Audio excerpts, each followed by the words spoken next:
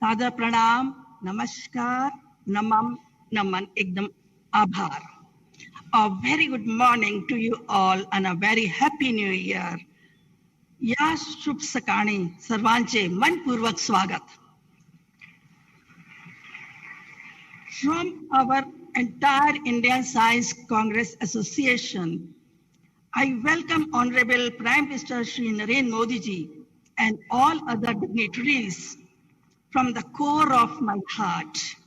I would like to say that I am short of words to bestow my best regards and gratitude to our Honorable Prime Minister, Shri Modi ji, for giving his precious time to Indian Science Congress. And at the time of the colossal loss of his beloved mother, on behalf of Indian Science Congress, I would only like to say Om Shanti, Sadgati, Vaikunt, Shivlok, Pratirastu. We know that you are the modern India's chief architect who champions Jai Anusandhan and recently became the president of G20. Thank you so much, sir, for your endless patronage for ISKA. 21st century is indeed the century of India. But what should be its trajectory? Atmanirbhar Bharat, self-reliant India, is the only trajectory. It is said in the scriptures, Isha Pantha, that is self-sufficient India, and with the soul, Vasudhaiv Kutumbakam. Also said by Rashtrasant Tukoji Maharaj, Ya Bharatat Bandhubhav Nitya Vasude, He Sarv Panth Sampraday Ek Disude. However, development needs to be achieved at a sustainable way with Indian women at the forefront. Swachh और स्वस्थ भारत, सशक्त और सबल भारत, समग्र और सक्षम भारत, सतत और सनातन भारत, बेटी बचाओ बेटी पढ़ाओ, महिलाएं हाथ, Swadhar Greh and Mahila Shakti Kendras are major government initiatives towards a sustainable development with Indian women at the central stage. Dreamers and fan followers of ISKA will always remember Modi ji Man Ki Baat, a mantra of success for most of the Indians. During this auspicious Azadi Ka Amrit Mahotsav, on behalf of entire Indian Science Congress Executive Committee and Council members, we are humbly requesting Modi ji to fulfill our long-awaited written request to become the President of Indian Science Congress 2025. I request you to kindly announce your consent from this platform itself.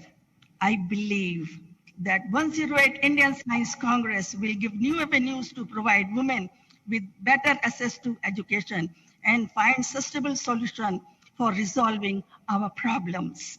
चला पुढील 5 दिवस संत बरोबर विज्ञानाचा आनंद घेऊया. Now I request Honorable Prime Minister Modi ji to address the gathering. नमस्कार. आप सभी को इंडियन साइंस कांग्रेस के आयोजन के लिए बहुत बहुत बधाई. अगले 25 वर्षों में भारत जिस ऊंचाई पर होगा उसमें भारत की वैज्ञानिक शक्ति की भूमिका बहुत महत्वपूर्ण होगी. साइंस में पैशन के साथ जब देश की सेवा का संकल्प जुड़ जाता है तो नतीजे भी अभूतपूर्व आते हैं. मुझे विश्वास है भारत की साइंटिफिक कम्युनिटी भारत को 21वीं सदी में वो मुकाम हासिल कराएगी जिसका वो हमेशा हकदार रहा है. मैं इस विश्वास की वजह भी आपको बताना चाहता हूं. आप भी जानते हैं कि ऑब्जर्वेशन साइंस का मूल आधार है। ऑब्जर्वेशन के जरिए आप साइंटिस्ट पैटर्न फॉलो करते हैं, फिर उन पैटर्न्स को एनालाइज करने के बाद किसी नतीजे पर पहुंचते हैं। इस दौरान एक साइंटिस्ट के लिए हर कदम पर डेटा जुटाना और उसे एनालाइज करना बहुत महत्वपूर्ण होता है। 21वीं सदी के आज के भारत में हमारे पास दो चीजें बहुतायन में हैं। पहली डेटा और दूसरी टेक्नोलॉजी।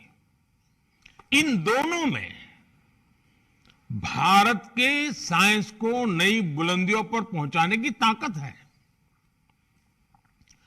डेटा एनालिसिस की फील्ड तेज रफ्तार से आगे बढ़ रही है। ये इंफॉर्मेशन को इनसाइट में और एनालिसिस को एक्शनेबल नॉलेज में बदलने में मदद करती है।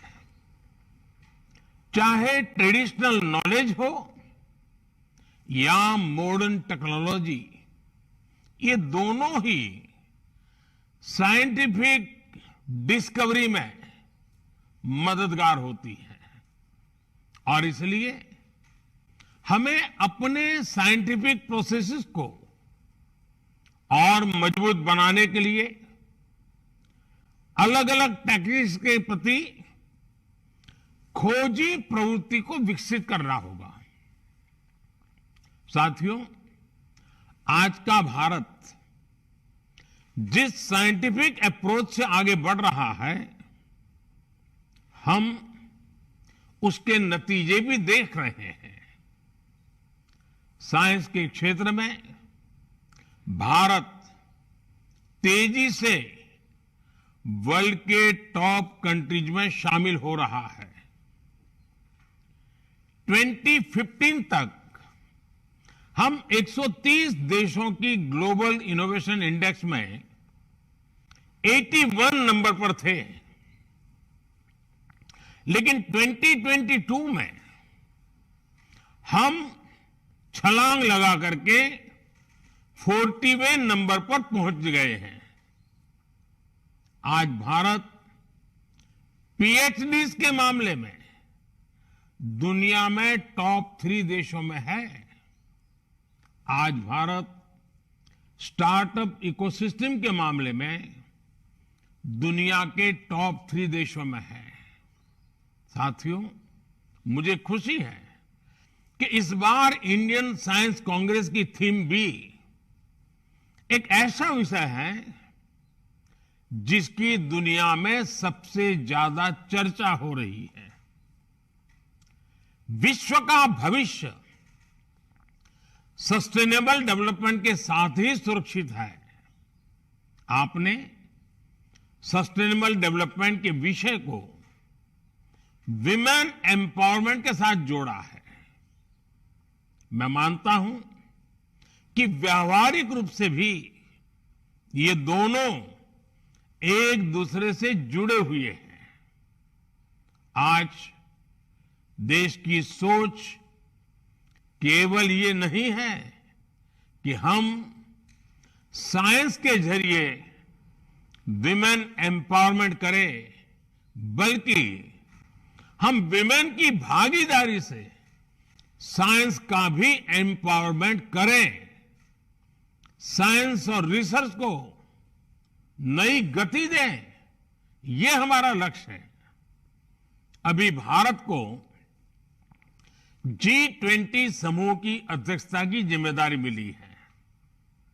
G20 के प्रमुख विषयों में भी विमेन लेड डेवलपमेंट एक बड़ी प्राथमिकता का विषय है। बीते 8 वर्षों में भारत ने गवर्नेंस से लेकर सोसाइटी और इकोनॉमी तक इस दिशा में कई ऐसे असाधारण काम किए हैं जिनकी आज चर्चा हो रही है।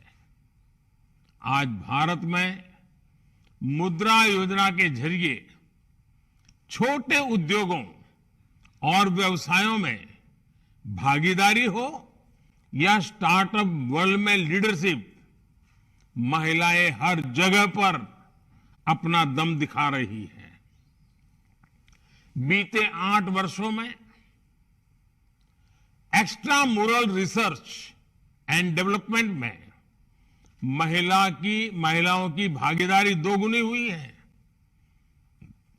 महिलाओं की ये बढ़ती भागीदारी इस बात का प्रमाण है कि समाज भी आगे बढ़ रहा है और देश में साइंस भी आगे बढ़ रही है।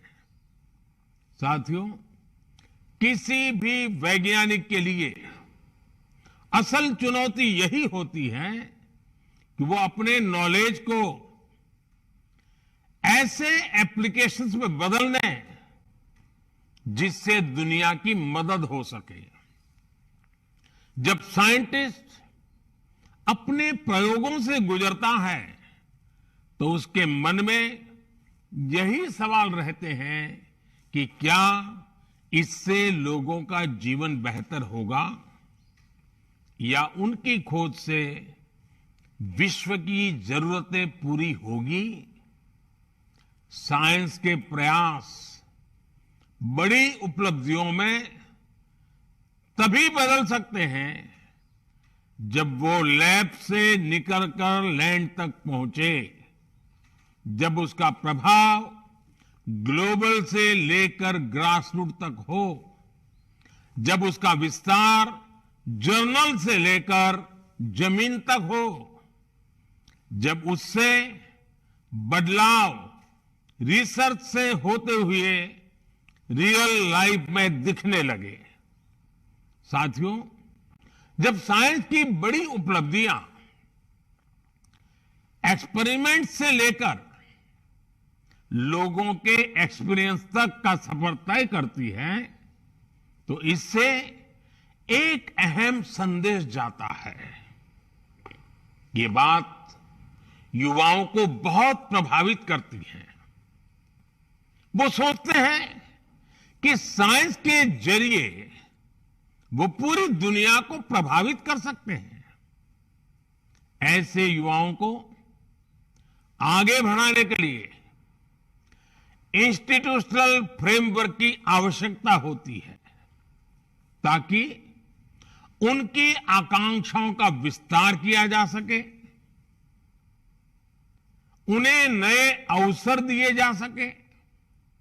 मैं चाहूंगा कि यहां मौजूद वैज्ञानिक ऐसा इंस्टीट्यूशनल फ्रेमवर्क विकसित करें जो युवा प्रतिभाओं को आकर्षित करे और उन्हें आगे बढ़ने का मौका दे। उदाहरण के लिए टैलेंट हंट और हैकेथॉन के आयोजनों के जरिए साइंटिफिक सोच रखने वाले बच्चों की तलाश की जा सकती है। इसके बाद उन बच्चों की समझ को एक प्रॉपर रोड मैप के जरिए विकसित किया जा सकता है। इसमें सीनियर साइंटिस्ट उनकी मदद कर सकते हैं। आज हम देखते हैं कि स्पोर्ट्स में भारत नई ऊंचाई को छू रहा है। इसके पीछे 2 महत्वपूर्ण वजह हैं। पहला, स्पोर्ट्स की प्रतिभाओं को विकसित करने के लिए देश में इंस्टीट्यूशनल फ्रेमवर्क को मजबूत बनाया गया। दूसरा, स्पोर्ट्स में गुरु शिष्य परंपरा का अस्तित्व और प्रभाव, जहां नई प्रतिभाओं को पहचानकर उन्हें आगे बढ़ाया जाता है, वहां शिष्य की सफलता में गुरु अपनी कामयाबी देखते हैं। ये परंपरा साइंस के क्षेत्र में भी सफलता का मंत्र बन सकता है। साथियों, आज आपके सामने कुछ ऐसे विषय भी रखना चाहता हूं जो भारत की साइंस की दिशा तय करने में मददगार होंगे। भारत की आवश्यकता की पूर्ति के लिए भारत में साइंस का विकास, ये हमारे वैज्ञानिक समुदाय की मूल प्रेरणा होनी चाहिए। भारत में साइंस भारत को आत्मनिर्भर बनाने वाली होनी चाहिए। हमें यह भी ध्यान रखना है कि आज दुनिया की 17-18% मानव आबादी भारत में रहती है। ऐसे साइंटिफिक वर्क्स जिनसे भारत की जरूरतें पूरी होगी, उनसे विश्व की 17-18% मानवता को गति मिलेगी और इसका प्रभाव संपूर्ण मानवता पर पड़ेगा। इसलिए हम ऐसे विषयों पर काम करें जो आज पूरी मानवता के लिए जरूरी है। उदाहरण के लिए अगर हम एक विषय ले लें, एनर्जी। बढ़ते हुए भारत की एनर्जी नीड्स लगातार बढ़ने ही वाली है। ऐसे में भारत की साइंटिफिक कम्युनिटी अगर एनर्जी रिक्वायरमेंट से जुड़े इनोवेशंस करती है तो उससे देश का बहुत लाभ बना होगा। खासकर हाइड्रोजन एनर्जी की अपार संभावनाओं के लिए देश नेशनल हाइड्रोजन मिशन पर काम कर रहा है। इसे सक्सेसफुल बनाने के लिए जरूरी है कि इलेक्ट्रोलाइजर जैसे विभिन्न एसेंशियल कंपोनेंट्स देश में ही बने। इस दिशा में अगर किन्हीं नए ऑप्शन की गुंजाइश है तो उस दिशा में भी रिसर्च हो। हमारे वैज्ञानिकों को और इंडस्ट्री को इसके लिए साथ मिलकर काम करना होगा। साथियों, आज हम एक ऐसे दौर में जी रहे हैं जब मानवता पर नई नई बीमारियों का संकट मंडरा रहा है। हमें नए वैक्सीन तैयार करने के लिए रिसर्च एंड डेवलपमेंट को बढ़ावा देना होगा।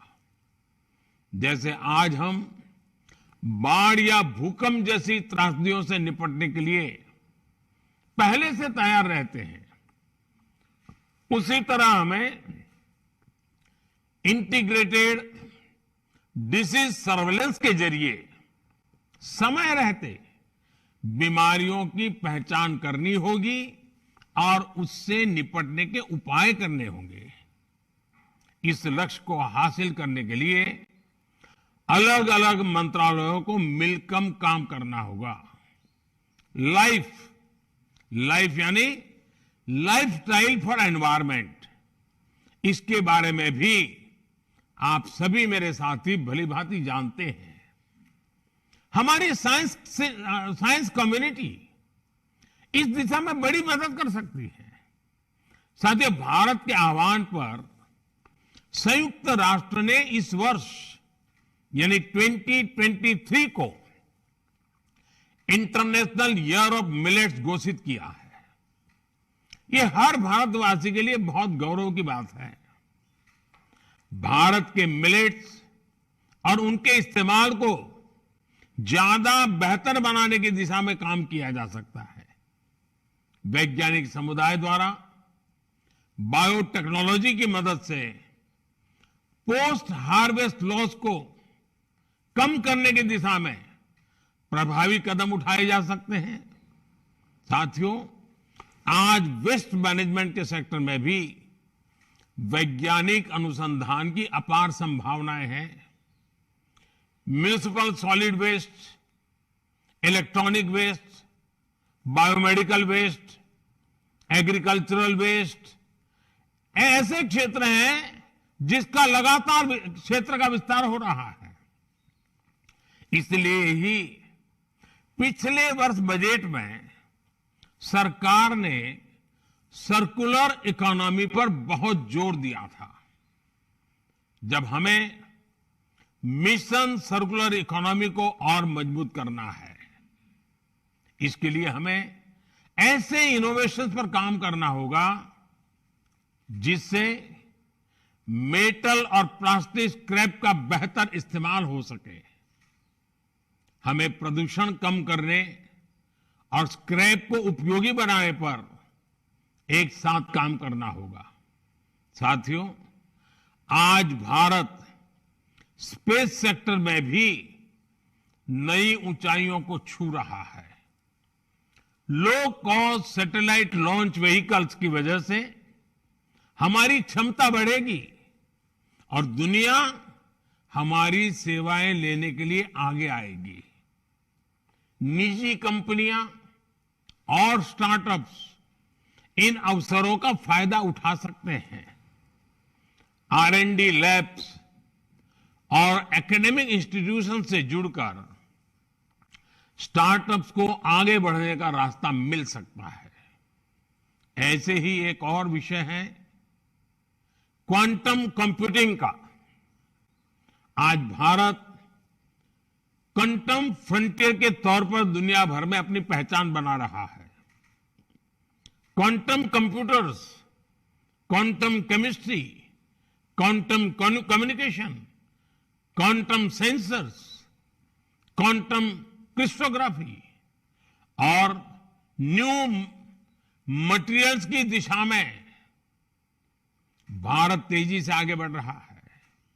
मैं चाहूंगा कि हमारे यंग रिसर्चर्स और साइंटिस्ट क्वांटम के क्षेत्र में एक्सपर्टाइज हासिल करें और इस फील्ड के लीडर बने। साथियों, आप भी जानते हैं कि साइंस में लीड वही लेता है जो इनिशिएटिव लेता है। इसलिए दुनिया में क्या चल रहा है हमें ये तो देखना ही है, लेकिन साथ ही जो काम कहीं नहीं हो रहे, जो फ्यूचरिस्टिक आइडियाज हैं, उन पर भी फोकस करना है। आज दुनिया में AI, AR और VR की बात हो रही है। हमें उन विषयों को अपनी प्रायोरिटीज में शामिल रखना होगा। सेमीकंडक्टर चिप्स की दिशा में देश कई बड़े कदम उठा रहा है। समय के साथ सेमीकंडक्टर चिप्स में भी नए इनोवेशंस की जरूरत होगी। क्यों न हम देश के सेमीकंडक्टर पुश को अभी से फ्यूचर रेडी बनाने की दिशा में सोचे। देश इन एरियाज में इनिशिएटिव लेगा, तभी हम इंडस्ट्री 4.0 का नेतृत्व देने में सक्षम होंगे। साथियों, मुझे विश्वास है इंडियन साइंस कांग्रेस के इस अधिवेशन में विभिन्न रचनात्मक बिंदुओं पर भविष्य का स्पष्ट रोडमैप तैयार होगा। अमृतकाल में हमें भारत को मॉडर्न साइंस की सबसे एडवांस लेबोरेटरी बनाना है। इसी कामना के साथ आप सभी का बहुत बहुत धन्यवाद और इस समिट के लिए मेरी अनेक अनेक शुभकामनाएं। नमस्कार।